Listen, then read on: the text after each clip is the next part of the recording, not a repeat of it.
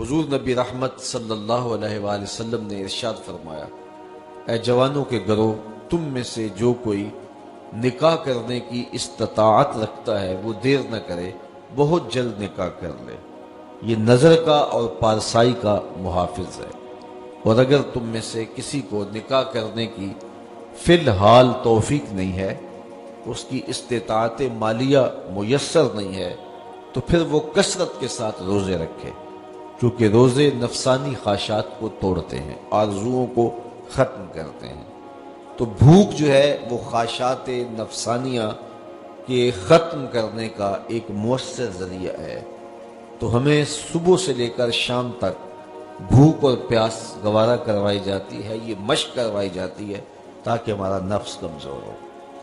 دوسری بات، نفس کی کمزوری کا سبب ہماری گفتگو کا کم ہونا ہے اور خاموشی ہے، چونکہ ہمارے جتنے بھی گناہ ہیں ان میں سب سے زیادہ گناہ ہماری زبان کرتی ہے۔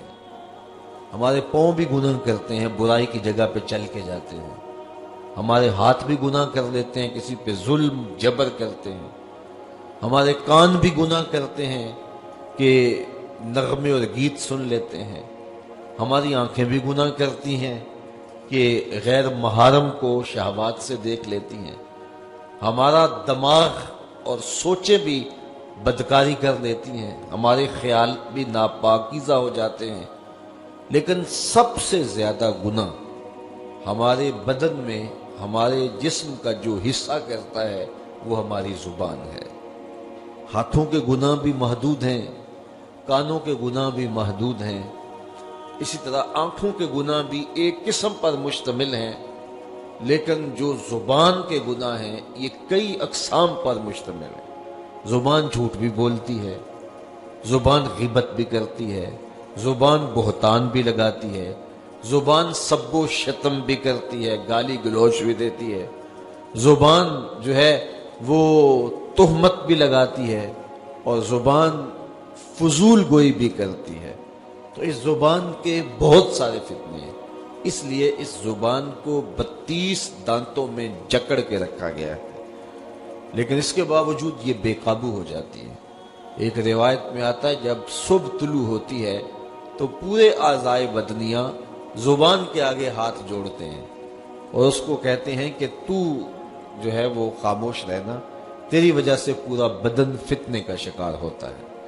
تو زبان کے گناہ سب سے زیادہ ہے، اسی لیے میرے اور آپ کے آقا و مولا نے ارشاد فرمایا، تم جو دو جبڑوں کے درمیان یعنی تمہاری زبان اور دو ٹانگوں کے درمیان تمہاری پارسائی کی جگہ، ان دو چیزوں کی مجھے ضمانت دے دو، میں محمد تمہیں جنت کی ضمانت دے دیتا ہوں صلی اللہ علیہ وسلم۔ تو یہ زبان بہت زیادہ گناہ جو ہے وہ انسان کی زبان کے ہیں، اس لیے روزے کے اندر ہمیں اپنی زبان کو کنٹرول کرنے کی تاکید بھی کی گئی ہے۔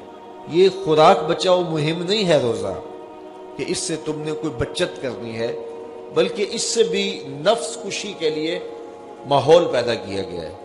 تو اگر پیٹ نے روزہ رکھا ہے تو زبان رکھتی نہیں ہے، تو پھر صرف پیٹ کا روزہ ہوا اور زبان کا روزہ ہی نہ ہوا، اور زیادہ گناہ جو ہیں وہ پیٹ کے نہیں ہیں، زیادہ گناہ زبان کے ہیں۔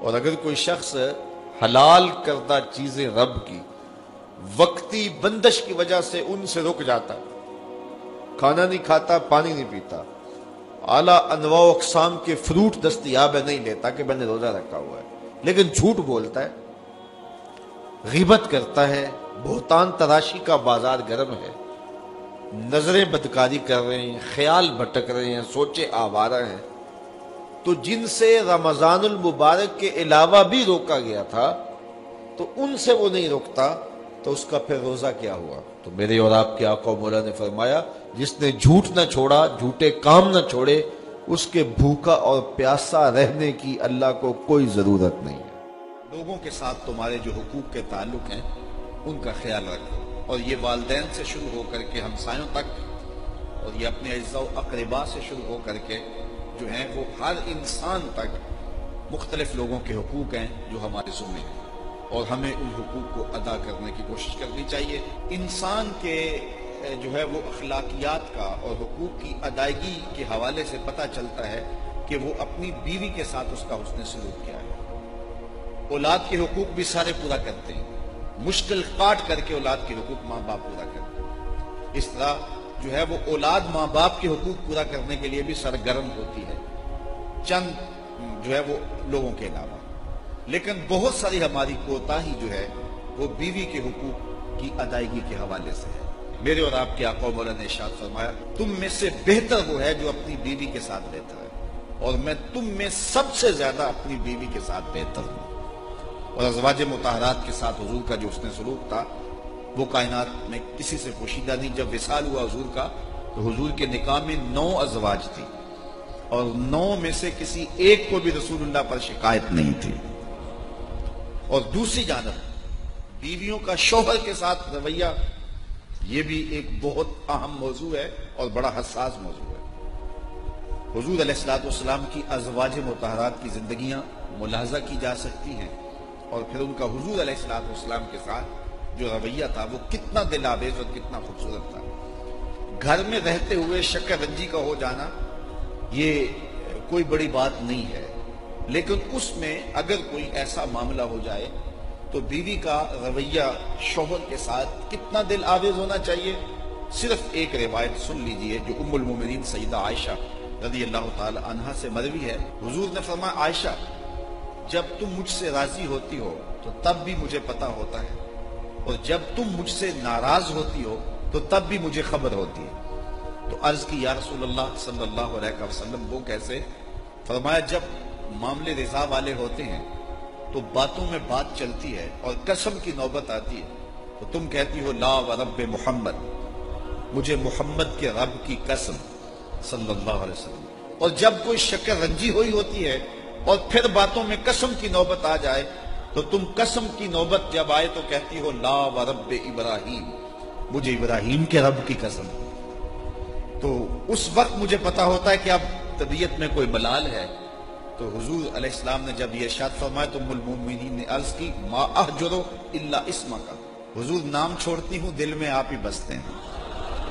اب مجھے بتائیے یہ کتنی حساسیت ہے کہ جب حضرت عائشہ رضی اللہ تعالیٰ عنہ کا حضور سے کوئی ایسا معاملہ ہو جاتا ہے تو اس ناراضگی کی خبر پورے محلے کو نہیں ہوتی، اس ناراضگی کی خبر جو ہے وہ پورے سسرال والوں کو، میکے والوں کو نہیں ہوتی، ہمسایوں کے ساتھ باتیں نہیں ہوتی کہ آج کل ہماری تلخی چل رہی ہے، بلکہ اتنا باریک پیرایا ہے ناراضگی کے اظہار کا کہ بس جب قسم کی نوبت آئے تو لا ورب محمد کی جگہ لا ورب ابراہیم کہا جاتا ہے۔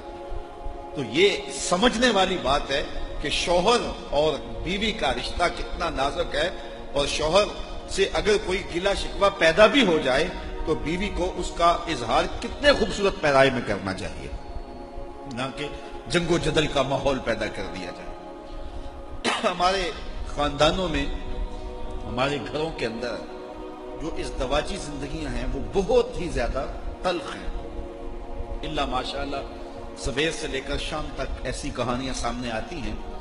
یہ شکوہ ہوتا ہے بہو کو کہ مجھے ساس اچھی نہیں ملی، اور یہ شکوہ ہوتا ہے نندوں کو کہ ہمیں بھابھی اچھی نہیں ملی۔ میں نے اس کو مان لیا، میں تسلیم کر لیا۔ میں کل بھی کسی کو کہہ رہا تھا، میں نے کہا یہ تسلیم کر لیا کہ تمہیں ساس اچھی نہیں ملی، لیکن تم عزم کرو کہ جب میں ساس بنوں گی تو اچھی ساس بنوں گی۔ لیکن یہ نہ ہو کہ کل تو شکوہ کرے کہ مجھے آج بہو اچھی نہیں ملی، جو شکوہ آج تیری ساس کو تیرے ساتھ ہے اور جو تو کہہ رہی ہے، تو ایسا نہ ہو۔ اس انداز سے یہ ایک ایک ادا نوٹ کرتی جا کہ ساس میں کیا کیا کوتاہی ہوتی ہے جس سے بہو اذیت میں ہوتی ہے، یہ نوٹ کرتی رہے۔ کل تو نے بھی ساس بننا ہے، تو اچھی ساس بن کے دکھانا۔ اور میں نندوں کو بھی کہتا ہوں، آج تمہیں بھابھی اچھی نہیں ملی، لیکن تم نگاہ میں رکھو کہ کون کون سی غلطیاں ہوتی ہیں جو ہے وہ اذیت کا سامان ہوتی ہیں، اور کل تم نے بھی کسی کی بھابھی بننا ہے اور کسی کے گھر جانا ہے۔ اتنی خوبصورتی کے ساتھ تم زندگی گزارنا کہ لوگ آشش کریں۔ تو یہ کیا شکوہ ہے کہ مجھے ساس اچھی نہیں ملی، مجھے جو ہے وہ بھابھی اچھی نہیں ملی؟ تو اگر یہ تمہارے ساتھ حادثہ ہو گیا ہے تو پھر تم جو ہے وہ کسی اور کے ساتھ یہ حادثہ نہ ہونے دینا۔ اور یہ کوشش کرنا کہ اچھے انداز سے آگے بڑھیں۔